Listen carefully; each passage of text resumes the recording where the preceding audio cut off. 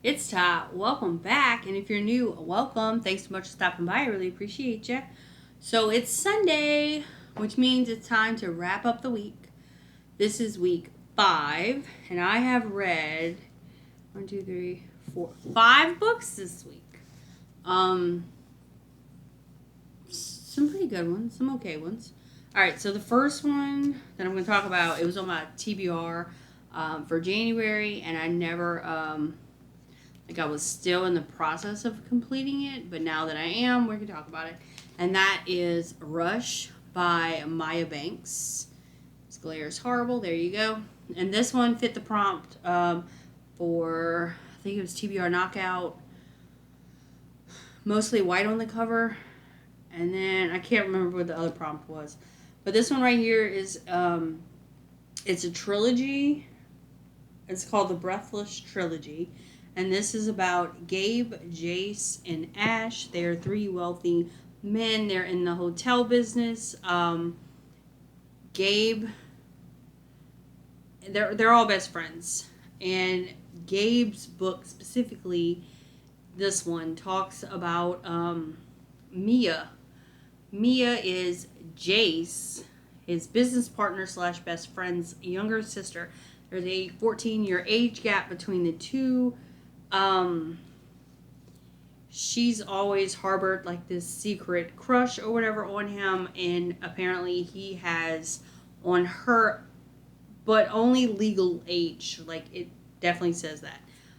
Basically, she walks into one of their grand openings, and he's like, you know what, screw it, now's the time, and they decide to go into like this little relationship, where they sign contracts, and she starts working for him under the guise of a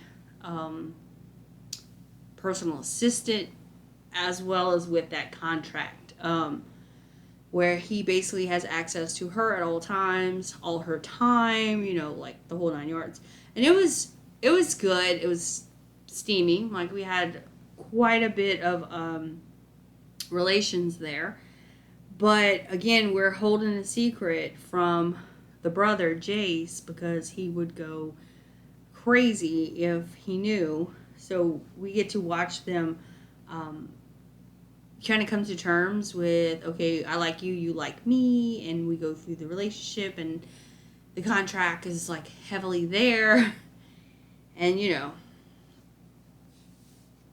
she just kind of relies on what their relationship is there. So, yes, if you are into like a secret, kind of forbidden, I guess, relationship with an age gap and a contract, this one's for you. Let's talk about this one next. This one is on my February TBR, and I already finished it. And that is One True Loves by Taylor Jenkins Reid. And this one is about Emma. Emma marries her high school sweetheart. They move away, they travel a lot, the whole 9 yards. And they always talk about it where like they wanted to get away from their small town they're from, and her family owns a bookstore and she doesn't want to be tied down to that. She wants to live her own life. So they decide we're always going to travel. So she becomes, she gets a job where she's able to travel a lot, work, kind of off the road or whatever. While on their 1 year wedding anniversary, or like the day before, whatever it is, he leaves on an assignment, and he's supposed to be back within so many days and is going to meet her for their celebration. Well, he never comes home because the helicopter goes down. So after years of, just being alone, she's already moved back home, and she's like, she finally has to just like let it go because like he's been missing for years at this point, and she is finding that she wants to open herself back up for love. So she goes through a huge struggling process, mentally, of allowing herself to do that. And she winds up meeting this sweetest guy named Sam. Well, her husband's name, the one that went missing, is Jesse. Let me get the names right first. Jesse, she was married to Jesse. He's gone now. So she meets Sam. Her and Sam have known each other from high school as well, but they never had a relationship. They were just friends. And her and Sam start dating or whatever, and then they wind up getting engaged. Not long after her engagement, I think it's like 2 months ish, she gets a call from Jesse. He was found alive. He survived a helicopter crash.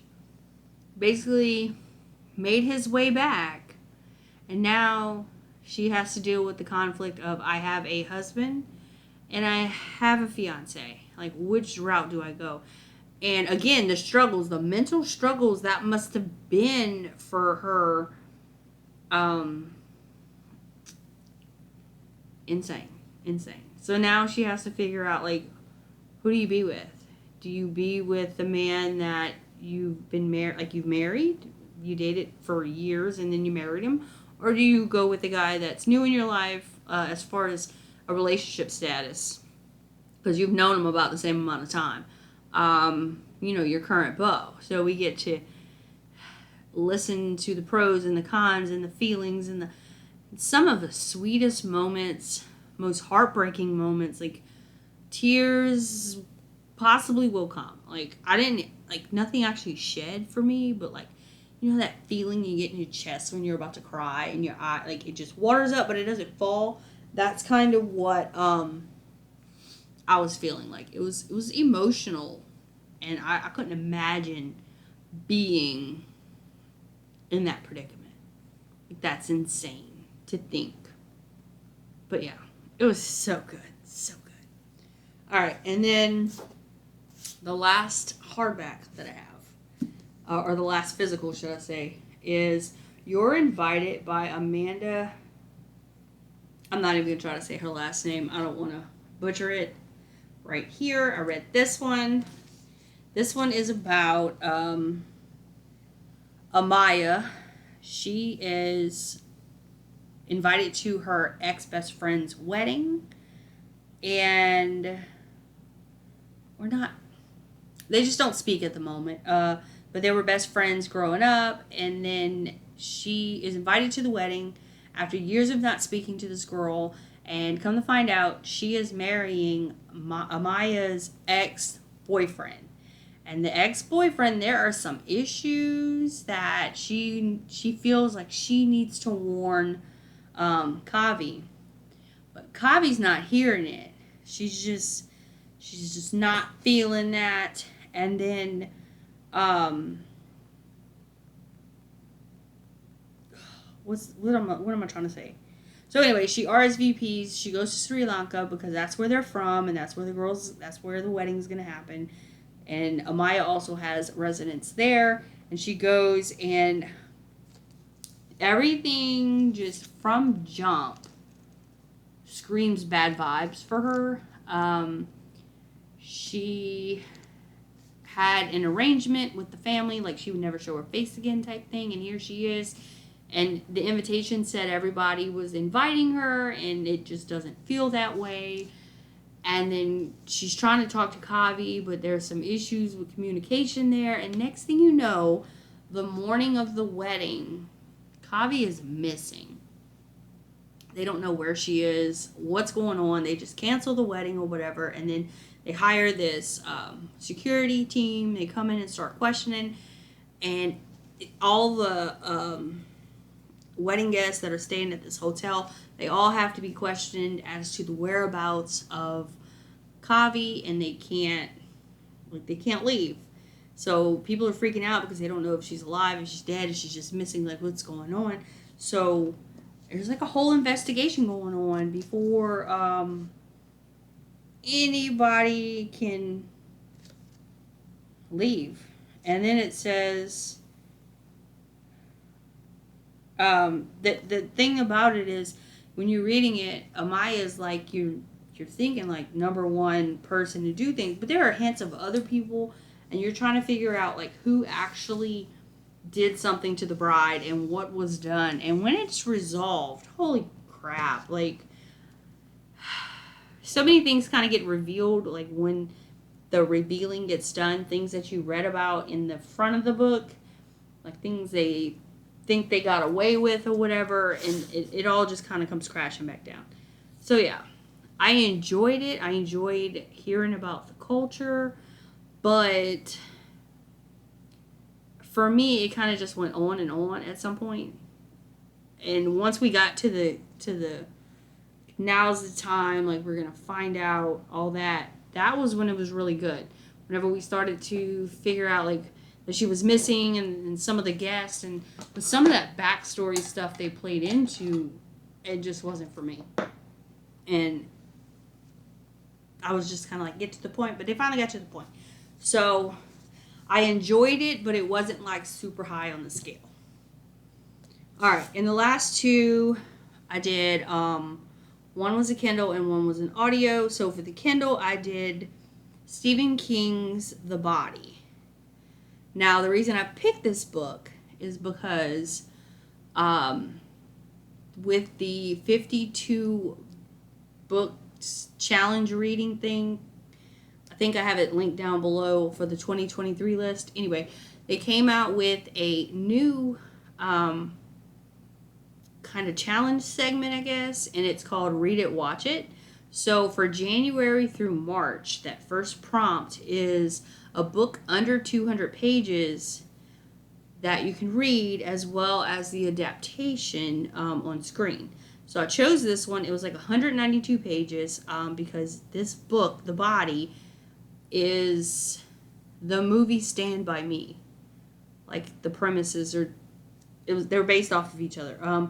So anyway, for Stephen King, The Body, this is about 12-year-olds Gordy, Vern, Chris, and Teddy. They find out that Ray Brower, something, he's dead. And they go off on an adventure, basically, walking to find his body near a train track. But it's like really far walking the train tracks. Like they figure that out after the fact. That they probably could have got to it sooner had they went a different route. But that's besides the point. So this is like, I feel kind of like a coming of age. I haven't watched the movie yet. I've only read the book. And I'm going to kind of compare them once I watch the movie. But like in the book, you feel in that like it's a small town. I think it's like a factory you can work there, or like very little jobs within the town. And it's one of those like you have to want to get out, because if not, you'll be stuck in that way of life, and you learn which friends you can keep that'll help you push out to be able to get out of the small town to like make something of yourself, or they'll hold you back. So it's kind of a coming of age where you have to figure out what's more important. And I enjoyed it, although it is based like 1960s. Some of this stuff was a little dated. Like it didn't, some of the comments, some of the remarks, it just didn't date well, if you know what I mean. Like at one point they talk about the Twin Towers. Well, we all know what happened to the Twin Towers. So I was kind of like, that's a little outdated. But overall, I enjoyed it. But like I said, there were a few things that were just kind of showing its age of a book. And that's understandable. Like, not everything is going to be current. And I get that. But, yeah. I just can't wait to watch the movie, which everybody's, like, my family seems surprised. I haven't seen that movie. And it's, like, 1986. Like, it's an old movie. And I've yet to see it, but apparently everybody else has. So I'm going to watch it. All right, so for the last book, I did an audiobook, and that was For Your Own Good by Samantha Downing. Now, I like Samantha Downing. I have read, I think this is the third book that I've read by her, maybe fourth. There's kind of two reasons I picked it up. One, because I liked her other books, but two, near where I live, like 30 minutes out, there is this big library, like super large, and they have what's called a jambalaya writing conference or something. Anyway, it is scheduled for March 4th of this year, and I'm really hoping to be able to go. That's like 9 days before my birthday. So I'm kind of like, happy birthday to me. Let's go meet some authors. And they had one last year that I didn't even know about, but I found out about it this year. And Samantha Downing was supposed to be at it, but for some reason she wound up last minute canceling, so she didn't make it. But like, there was some pretty cool authors that actually went. So I'm trying to go through as they list who's coming. I want to see about reading their books or like getting to know the author itself. So I read this one. I'm hoping maybe she winds back up on the list because as of right now, there's only like 2 people I've seen confirmed. Anyway, this one right here is about Teddy Crutcher. He is a teacher of the year at Belmont Academy, which is like this high dollar school or whatever, and the best of the best. Anybody who has gone there has like become something, and some of them come back and like become teachers there, and it's like this whole thing. So Teddy, he feels that like, I'm teacher of the year, I need to have the star students, I need to push them in the correct direction, and like, he is trying to stay on the straight and narrow with his students. But here comes this one student that he's having issues with. Apparently, he's had it in the past. Other students, like, even though the paper was great, he wouldn't give them the full, like, no, you're not going to get an A+, you're going to get an A- just because I don't like your attitude, even though your writing is great. So, like, he has that kind of mentality. Well, anyway, one of the parents winds up dead at the school, and he's just trying to skate by it, I guess. He doesn't want to deal with it. He just wants to keep going, and nobody wants to recognize that he's the teacher of the year, and it's all about me. So he tries to, get away from all that or whatever. Next thing you know, it's more like she was murdered. She didn't die at school. Like, she was murdered. So we get to watch Teddy deal with that and then take things into his own hands, because he does some really unethical things to the people at the school. And I feel like it kind of gives you the movie You, or the book You. It kind of gives you those vibes, I feel. Like, feels kind of that same stalkerish way. But, like, there's multiple games of cat and mouse going on in this book. You have Teddy, and then you have that student that he doesn't, he's not going to give him that 100%. There's something going on with him. And then there's a former student that shows up, and the former student is doing stuff. So it's like, he's watching you, but you're watching her, and she's watching him. Everybody's watching everybody, and they're missing stuff that kind of happened in between. So yeah, it took a while. Even when I finished the audiobook, I was sitting there like, is that who really did it? Or did I miss a whole section where they revealed it and now I don't know? So yeah, that one right there kind of threw me for a loop. I still don't know what exactly went on at that point. I'm still missing facts from this book. Maybe if they turn it into, it might be a movie, I don't know, but I kind of hope it does get turned into a movie so I can see it play out on the screen, and see if I missed anything. But I enjoyed it. I think I actually gave it 5 stars. Like, that's how good it was. Like, I finished that audiobook in like one day because I had to keep listening to know, okay, what's next. So yeah. those are the books that I read this week. I'm hoping to get quite a bit done this coming week because Mardi Gras, we start Friday. We're going to be going to the parade Friday. I'm walking the parade Saturday with my niece. Sunday we have a parade. So I know this weekend, Friday, Saturday, Sunday, I really won't have a lot of reading time. So hopefully I can get some done Monday through Friday before we leave. And then the following week, I have the whole week again. But then we have Friday, nothing on Saturday.